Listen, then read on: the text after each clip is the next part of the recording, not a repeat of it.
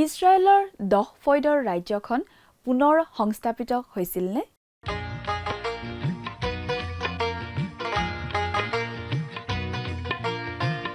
আজিৰে পবিত্ৰ ক্ষণতে উজলি উঠা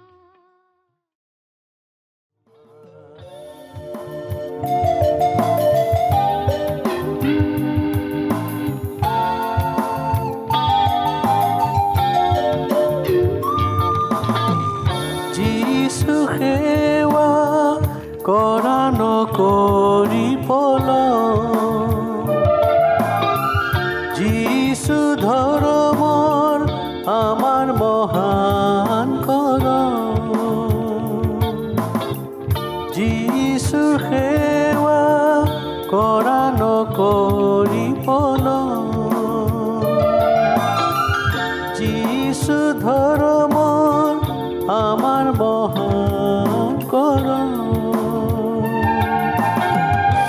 সময় মিছাতে নকৰিবা ক্ষয় যিছুৰ সেৱাৰ এই সময় আজি আছো আমি কাইলৈ নাই জীৱনথি শুনাহে মানুহ ভাই কি হ'ব মিছাতে পৰিচিকা চাই গধূলি দেখিবা প্ৰভাত পৰহি যায় আজি আছো আমি কাইলৈ নাই জীৱনথিৰ শুনাহে মানুহ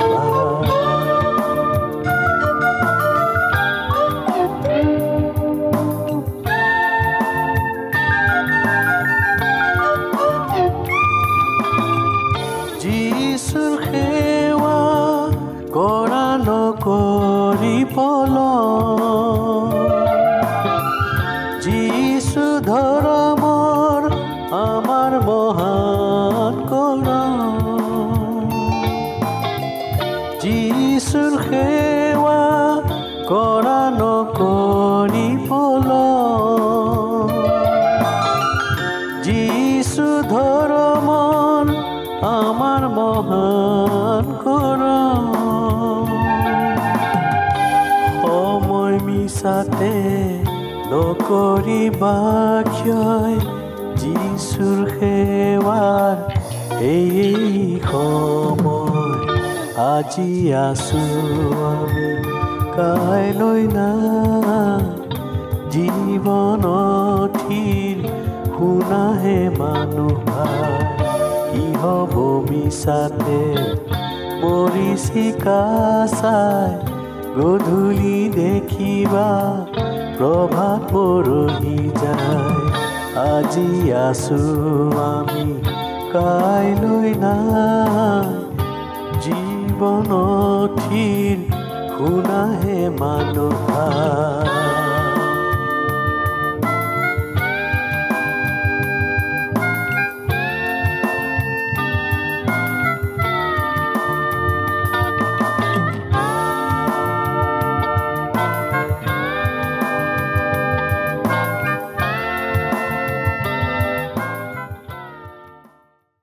নমস্কাৰ আমাৰ ভক্তিবচন অনুষ্ঠানলৈ আপোনাক স্বাগতম জনাইছো খ্ৰীষ্টীয় বিশ্বাসী লোকসকলৰ বাবে বিশেষভাৱে প্ৰস্তুত কৰা এই ভক্তিবচন অনুষ্ঠানটো হৈছে বাইবেল অধ্যয়নৰ ধাৰাবাহিক অসমীয়া অনুষ্ঠান বাইবেলৰ গোটেই 66খন পুস্তকৰে আমি ইয়াত অধ্যয়ন কৰিম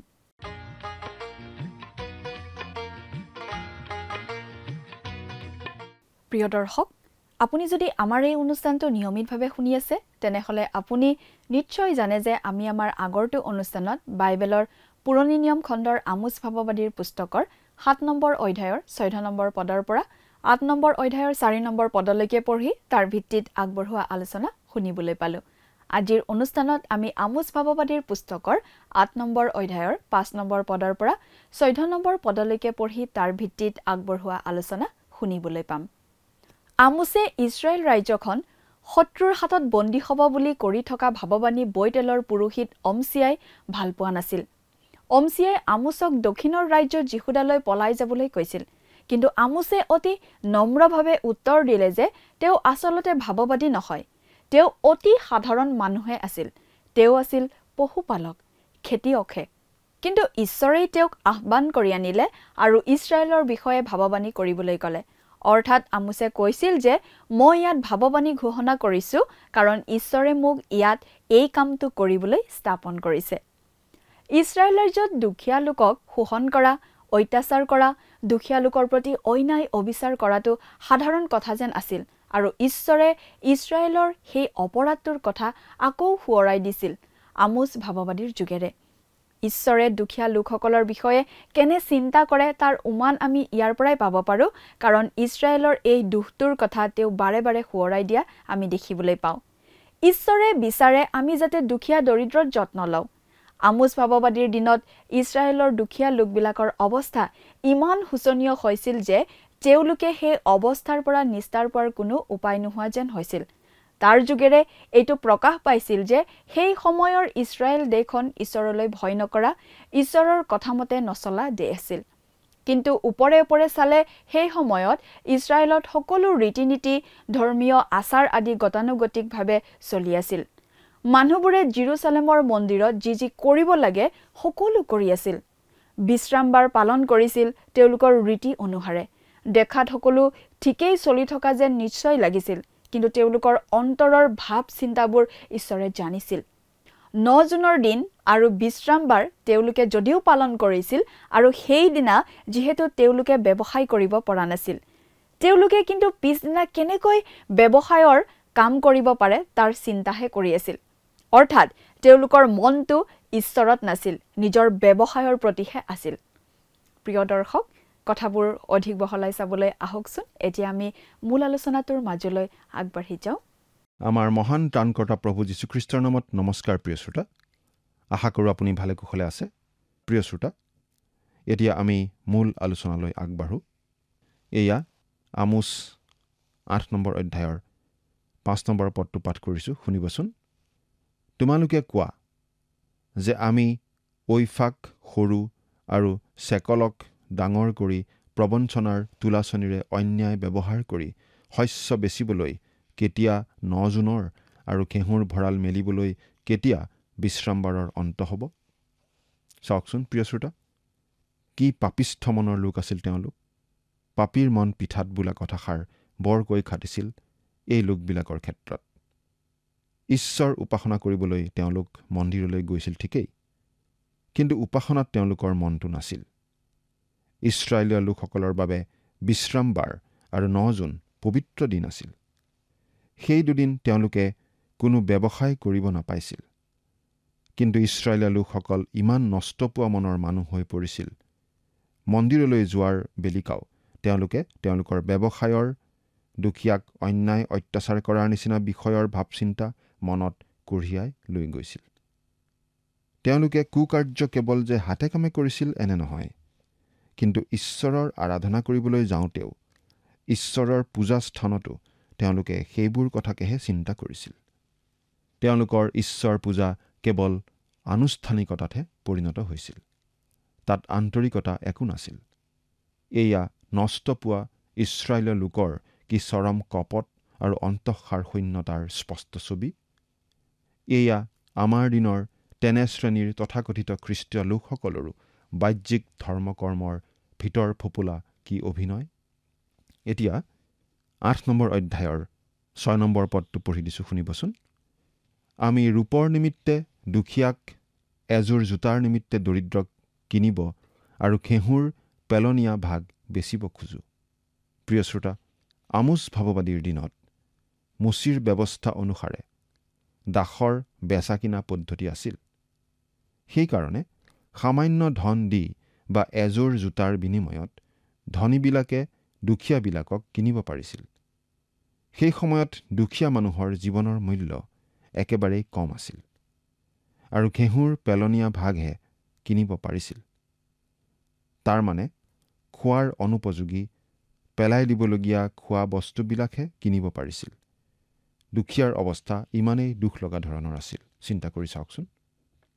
এই কাৰণেই আমি এই কথা ক'ব খোজোঁ যে খ্ৰীষ্টীয় মণ্ডলীৰ দুখীয়া ভাই ভনীসকলক পুৰণা জোতা বা কাপোৰ দি নাইবা খাদ্যবস্তুৰ পেলনীয়া ভাগ দি সহায় কৰিব বিচৰাটো উচিত নহয়। এগৰাকী বিখ্যাত বাইবেল শিক্ষকে তেনেদৰে তেখেতৰ অভিজ্ঞতা বৰ্ণাইছে যে তেখেতে যেতিয়া মণ্ডলীৰ পৰিচৰ্যা কৰি আছিল তেতিয়া এজন মানুহে খাই বাকী থকা গাখীৰ অলপ বৰ মৰমখনা মাতেৰে উপযাচি দিছিল, কিন্তু তেখেতে তাক গ্ৰহণ কৰা নাছিল। অৱশ্যে তেখেতে বেয়াকৈও খোৱা নাছিল, কিন্তু তথাপিতো এৰা দি মৰম দেখুৱাটো তেখেতে সহজভাৱে ল'ব পৰা নাছিল। এইবিলাকেই হ'ল ঈশ্বৰৰ পৰিচাৰকৰ প্ৰতি কিছুমান মানুহৰ ব্যৱহাৰৰ চানেকি। এই বিষয়ে ২ চমুৱেল ২৪ নম্বৰ অধ্যায়ৰ ২৪ নম্বৰ পদত দাউদে কৈছে, সেয়ে হ'ব নোৱাৰে, মই মূল্য দি তোমাৰ পৰা সকলো কিনি ল'ম। মই নিজৰ ঈশ্বৰ জিহুৱাৰ উদ্দেশ্যে বিনামূল্যে হোম বলি উৎসৰ্গ নকৰোঁ। এই বুলি দাউদে ৫০ চেকল ৰূপ দি সেই মৰণা মৰা খলা আৰু গৰুবোৰ কিনি ল'লে। প্ৰভু যীশু যেতিয়া পৃথিৱীত আছিল তেতিয়া তেওঁ মন্দিৰৰ ওচৰত বহি মানুহবিলাকে কেনেদৰে দান দিয়ে তাকে চাই আছিল। হয়, তেওঁ আজিও আগ্ৰহেৰে চাই আছে যে আমি ঈশ্বৰৰ বাবে কিমান দিওঁ আৰু আমি নিজৰ বাবে কিমান ৰাখি থওঁ। বাৰু, এই পদটিৰ যোগেদি আপুনি নিশ্চয় বুজি পাইছে যে সেই সময়ত ইছৰাইলীয় লোকসকল কেনেকুৱা ধৰণৰ লোক আছিল। এইকাৰণে আমোছে তেওঁলোকক গৰম দিনৰ পাচিত থকা ফলৰ দৰে বুলি কৈছে। তেওঁলোকৰ ভাল কামবিলাক গৰম দিনৰ পচা ফলৰ দৰে আছিল। তাৰ প্ৰমাণ হ'ল দুখীয়াবিলাকৰ প্ৰতি তেওঁলোকৰ ব্যৱহাৰ। এতিয়া ৭ নম্বৰ পদটো পঢ়িছোঁ, শুনিবচোন। জিহুৱাই জাকুবৰ গৌৰৱ স্থানৰ শপত খাই কৈছে, নিশ্চয় মই তেওঁবিলাকৰ কাৰ্যবোৰৰ এটি কাৰ্যকো কেতিয়াও নাপাহৰিম। প্ৰিয় শ্ৰোতা, ঈশ্বৰে জাকুবৰ যোগেদি যি শপত খাইছিল তাক সিদ্ধ কৰিলে, অৰ্থাৎ মানৱ জাতিৰ উদ্ধাৰৰ বাবে তেওঁ উদ্ধাৰকৰ্তাক পঠালেই। সেই উদ্ধাৰকৰ্তাজন হ'ল প্ৰভু যীশুখ্ৰীষ্ট। ঈশ্বৰৰ বাক্য যে সত্য আৰু প্ৰতিজ্ঞা ৰক্ষা কৰাত যে ঈশ্বৰ উদ্যোগী, তাৰ বাবে ইয়াতকৈ আৰু ডাঙৰ প্ৰমাণ কি লাগে। এয়া হ'ল ঈশ্বৰৰ আন এটা প্ৰতিজ্ঞা যে তেওঁ বেয়া কাৰ্যবোৰৰ এটিকো নাপাহৰে। এই বিষয়ে আগৰ অধ্যায়ৰ আলোচনাত আমি পাই আহিছোঁ যে খ্ৰীষ্টীয় বিশ্বাসীয়েই হওক বা বিশ্বাস নকৰা লোকেই হওক, কোনো লোকৰ কোনো কাৰ্য ঈশ্বৰে নাপাহৰে। কিন্তু যিসকল খ্ৰীষ্টীয় বিশ্বাসী লোক, তেওঁলোকৰ বিচাৰৰ ক্ষেত্ৰত ২ কৰিন্থিয়া ৫ নম্বৰ অধ্যায়ৰ ১০ নম্বৰ পদত কোৱা হৈছে, কিয়নো প্ৰতিজনে কৰা কৰ্ম ভাল হওক বা বেয়া হওক, তাৰ দৰে শৰীৰৰ দ্বাৰাই কৰা কৰ্মৰ ফল পাবলৈ আমি সকলোৱে খ্ৰীষ্টৰ সুধৰ আসনৰ আগত প্ৰকাশিত হ'ব লাগিব। আমোছ ভাৱবাদীৰ দিনত ইছৰাইলীয়সকলে ঈশ্বৰৰ ক্ৰোধৰ দিনলৈ পাপৰ দোম কৰিছিল আৰু ঈশ্বৰে সেই সকলোকে মনত ৰাখিছিল। এতিয়া ৮ নম্বৰ পদটো শুনিবচোন। ইয়াৰ নিমিত্তে জানো দেশ নকঁপিব আৰু তাৰ নিবাসী প্ৰতিজন জানো শোকাকুল নহ'ব। এনেকি দেশখন বৰকৈ উফন্দি অহা নদীৰ নিচিনা হ'ব, আস্ফালিত হৈ পুনৰাই বহি যোৱা মিছৰৰ নদীৰ নিচিনাই হ'ব। প্ৰিয় শ্ৰোতা, এই পদটিৰ যোগেদি এটা ভয়ানক ভূমিকম্পৰ আগজাননী দিয়া হৈছে বুলি কিছুমান পণ্ডিতে ভাবে। এইটো অৱশ্যে হ'বও পাৰে, নহয় বুলিও আমি ক'ব খোজা নাই। কিন্তু আমি ভাবোঁ যে এদিনাখন ঈশ্বৰে তেওঁলোকৰ ওপৰত সুদবিচাৰ কৰিবলৈ নামি আহিব আৰু তেতিয়া দেশখন কঁপি উঠিব। আজিও কোনো মানুহে গিলগল আৰু বৈত-এলৰ মাজেৰে গ'লে দেশৰ ভয়ানক অৱস্থাটো দেখি ভয় নোখোৱাকৈ থাকিব নোৱাৰে। কিন্তু এই ঠাইবিলাক এটা সময়ত শাক পাচলি, ফল মূল আৰু সেউজীয়া গছ গছনিৰে ভৰা আছিল। আজি কিন্তু এইবিলাক ঠাই উদং আৰু একেবাৰে নাঙঠ অৱস্থাত আছে। এয়া হ'ল ঈশ্বৰৰ সুধবিচাৰৰ প্ৰতিফল। তেওঁলোকৰ পাপৰ ফল গোটেই দেশখনৰ ওপৰত পৰিছে। ইয়াৰ পাছৰ অধ্যায়ত আমি দেখা পাম যে ভৱিষ্যতৰ প্ৰতিজ্ঞা সেই দেশৰ বাবেও প্ৰতিজ্ঞা হ'ব। এইখিনিতে এটা কথা মন কৰিব যে ভৱিষ্যতবাণী যেতিয়া আমি অধ্যয়ন কৰোঁ তেতিয়া এইটো আমি চাব লাগে, সেইটো ঈশ্বৰৰ সুদবিচাৰ নে আশীৰ্বাদ? ঈশ্বৰৰ এই প্ৰতিজ্ঞা তেওঁলোকৰ দেশ আৰু মানুহৰ ওপৰতো পৰিব। আজি অৱশ্যে বহুতো যিহুদী লোক নিজ দেশলৈ উভতি গৈছে হয়, কিন্তু এয়া শাস্ত্ৰীয় বাক্যৰ সিদ্ধতা বুলি আমি ক'ব নোৱাৰোঁ, কাৰণ শাৰীৰিকভাৱে তেওঁলোক ঘূৰি আহিলেও আত্মিকভাৱে প্ৰভুলৈ অহা নাই। তদুপৰি সকলো লোক এতিয়ালৈকে ঘূৰি অহাও নাই। ইয়াৰ পৰা আমি স্পষ্টকৈ জানিব পাৰোঁ ঈশ্বৰৰ আশীৰ্বাদ সেই দেশৰ ওপৰত নাই, কাৰণ তেওঁলোক আজিও সলনি হোৱা নাই। আজি অৱশ্যে জলসিঞ্চনৰ যোগেদি বহুতো মৰুময় ঠাই শস্য শ্যামলা কৰি তুলিছে হয়, কিন্তু আনুপাতিকভাৱে ই তেনেই নগণ্য আৰু আগৰ অৱস্থাতকৈ এতিয়াও বহু পিছ পৰি আছে। সেইকাৰণে আমি ক'ব পাৰোঁ যে ইছৰাইলক লৈ ঈশ্বৰৰ যি মহৎ ভৱিষ্যৎবাণী সি এতিয়াও সিদ্ধ হোৱা নাই, সিদ্ধ হ'বলগীয়া হৈ আছে। আজি ইছৰাইলতকৈ আন কিছুমান ঠাইতহে যিহুদী লোকৰ সংখ্যা বেছি হৈ আছে। এতিয়া 9 নম্বৰ পদটো পঢ়িছোঁ, শুনিবচোন। প্ৰভু যীহুৱাই কৈছে, সেইদিনা দুপৰত সূৰ্যক মাৰ নিয়াম আৰু নিৰ্মল দিনা মই পৃথিৱীক অন্ধকাৰ কৰিম। এয়া চাওকচোন, আমোছে আকৌ সেই দিনৰ কথা কৈছে। সেই দিন মানে হ'ল মহাক্লেশ আৰু প্ৰভুৰ দ্বিতীয় আগমন।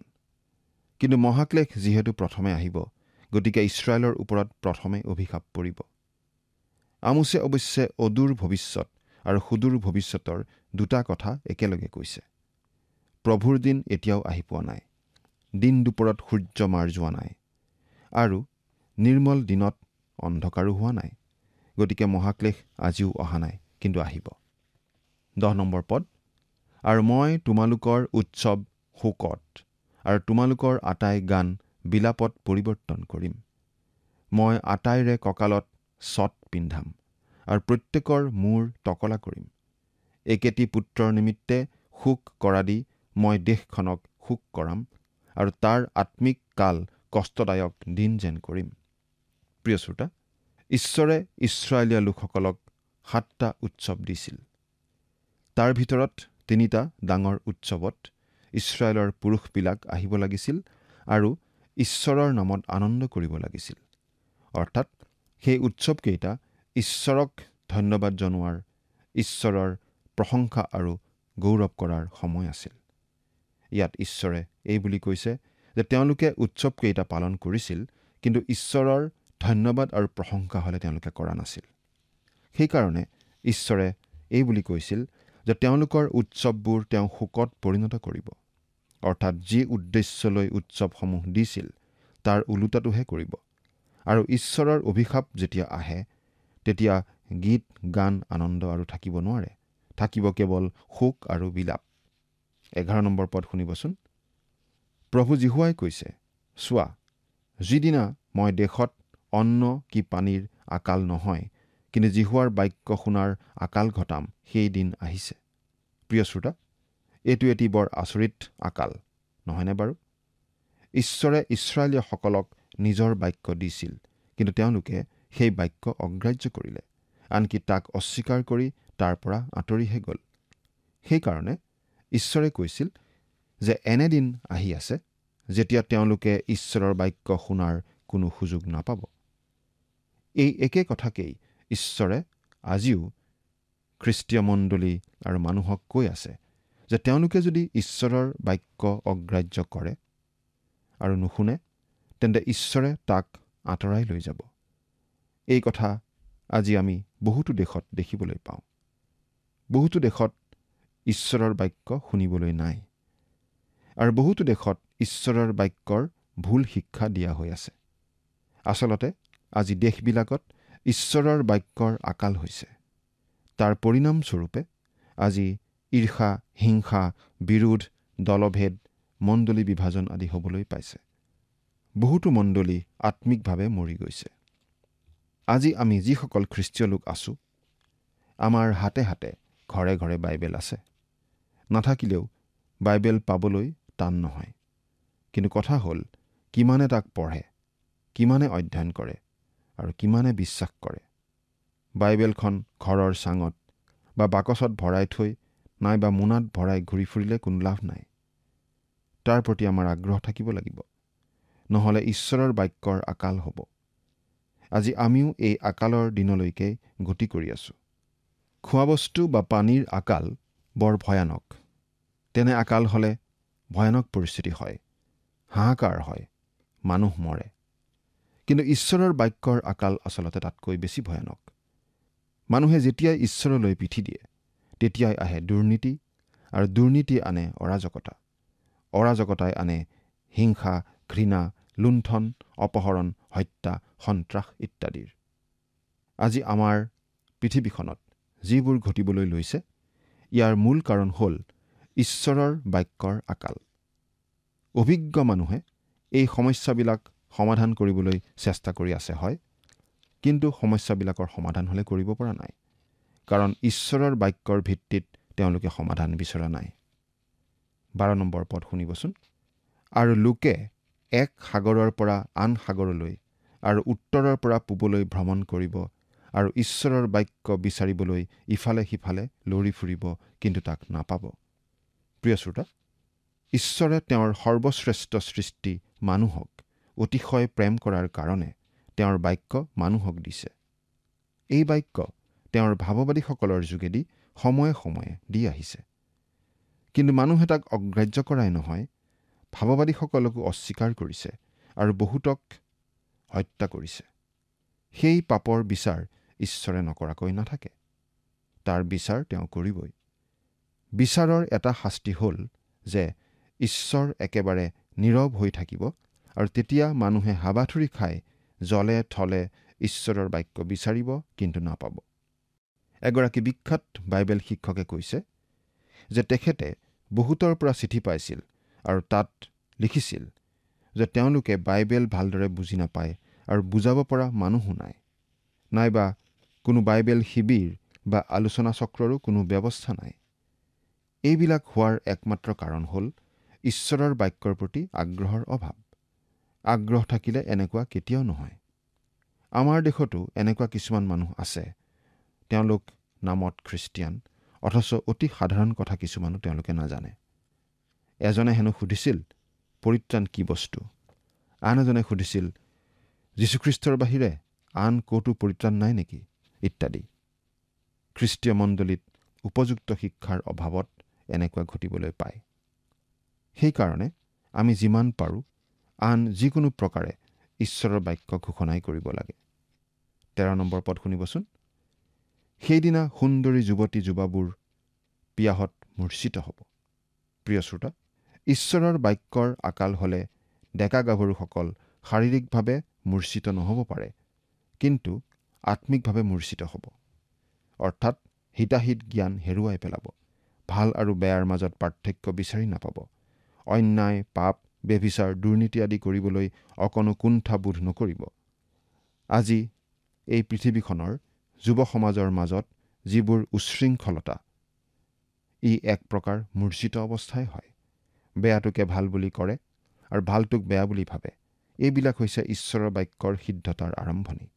এনে এটা সময় আহিব যেতিয়া ডেকা গাভৰুৱে হিতাহিত জ্ঞান হেৰুৱাই পেলাব। এনে পৰিস্থিতিৰ পৰা ৰক্ষা পাবলৈ আমি আটাইয়ে ঈশ্বৰৰ বাক্যলৈহে হাবিয়াস কৰোঁ হওক। 14 পদ শুনকচোন। যিবিলাকে চমৰীয়াৰ পাপ বস্তুৰ শপত খাই কয়, হে দান, তোমাৰ ঈশ্বৰৰ জীৱনৰ শপত, আৰু বেৰচেবালৈ যোৱা চিৰস্থায়ী বাটৰ শপত, তেওঁবিলাকে পতিত হ'ব আৰু কেতিয়াও নুঠিব। প্ৰিয় শ্ৰোতা, এই পদটিৰ এটি দীঘল ইতিহাস আছে।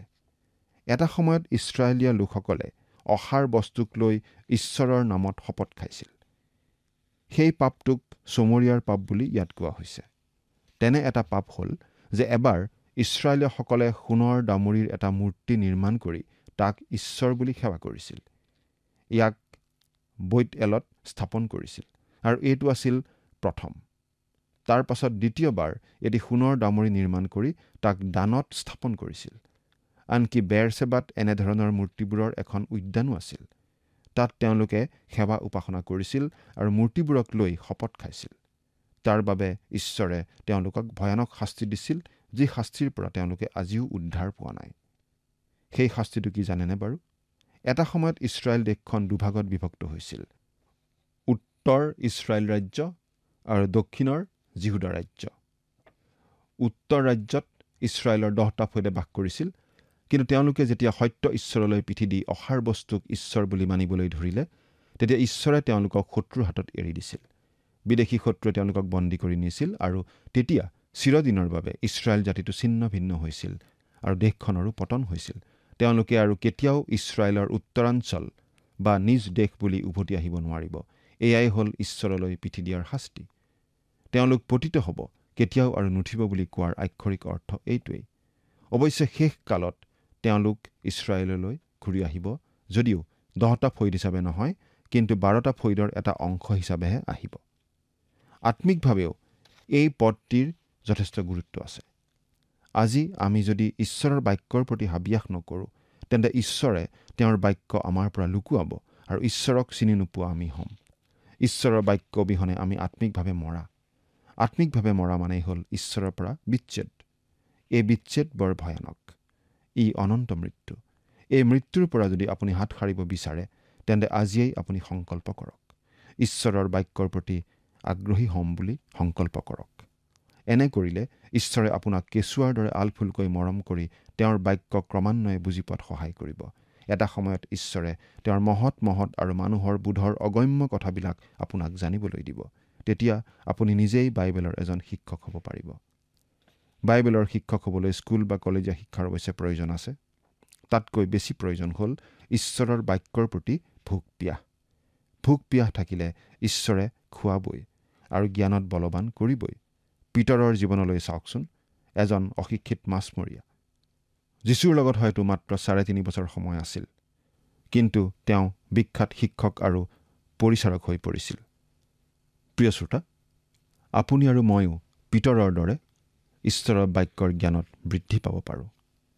আপুনি বাৰু ঈশ্বৰৰ বাক্যৰ প্ৰতি হাবিয়াস কৰি তেওঁৰ বাক্যৰ জ্ঞানত কিমান বৃদ্ধি পাইছে চিন্তা কৰি চাওকচোন। ঈশ্বৰে আপোনাক আশীৰ্বাদ কৰক। আমেন।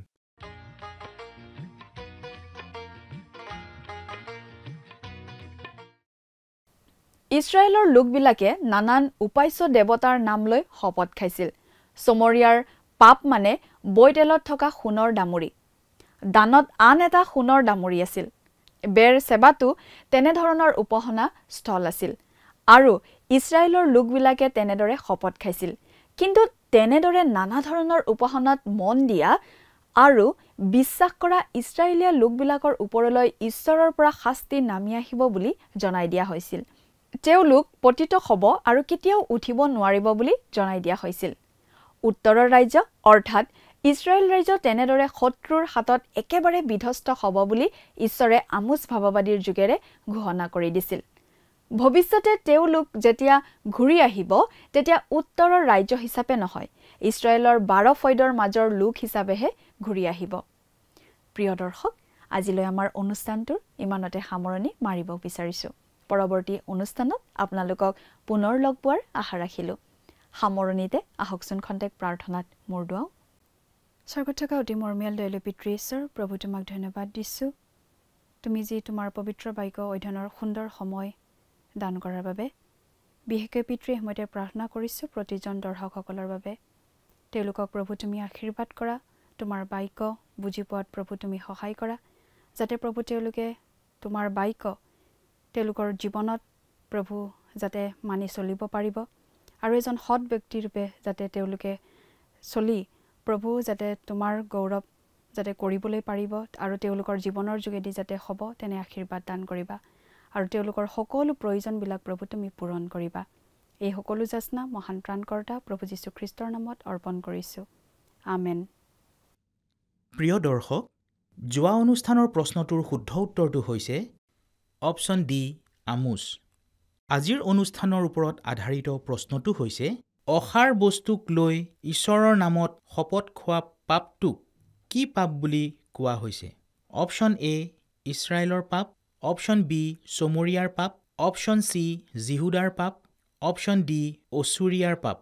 প্ৰিয় দৰ্শক, আজিৰ প্ৰশ্নৰ সঠিক উত্তৰটো আজি সন্ধিয়া 6 বজাৰ আগেয়ে আপোনাৰ নাম আৰু সম্পূৰ্ণ ঠিকনাৰে সৈতে আমালৈ 7429840242 নম্বৰত SMS নাইবা হোৱাটছআপ যোগে প্ৰেৰণ কৰক।